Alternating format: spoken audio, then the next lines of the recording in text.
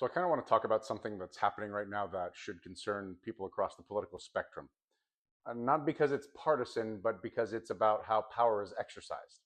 So the Department of Health and Human Services has signaled support for reducing or limiting certain routine childhood vaccine recommendations.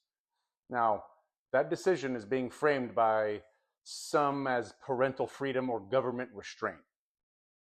But here's the problem with that. Public health guidance isn't just advice floating in a vacuum.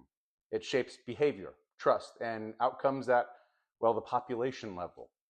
When federal health authorities weaken long-standing recommendations without overwhelming scientific consensus, they aren't just changing policy, they are sending a clear signal. And that signal matters.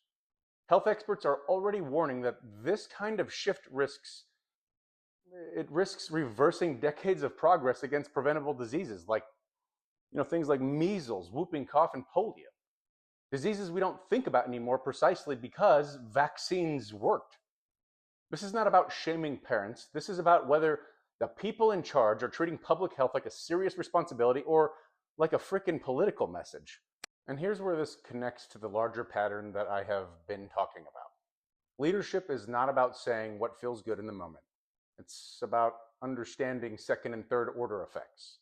When federal health agencies soften guidance, even subtly, it gives cover to misinformation and kind of erodes trust in expertise that took decades to build.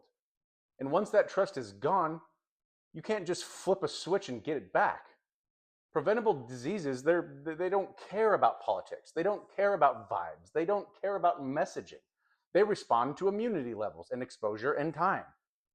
This is why seriousness matters in leadership.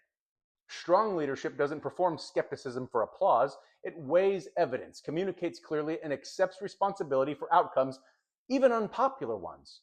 You can believe in parental rights and still demand that health policy be grounded in rigorous science. Those ideas are not in conflict at all.